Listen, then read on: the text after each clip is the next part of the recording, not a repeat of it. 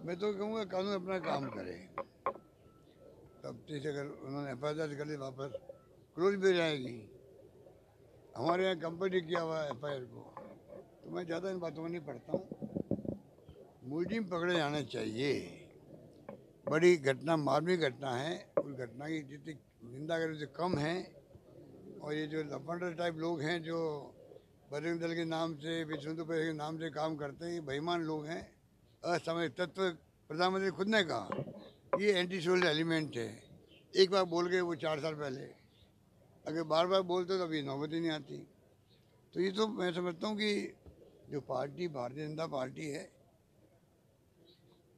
उनको मालूम पड़े उनका ग्राफ भी नीचे आ रहा, समझ गए लोग। फिर लागू किया हमने, तो लागू करके रहेंगे हम पूरा इसको।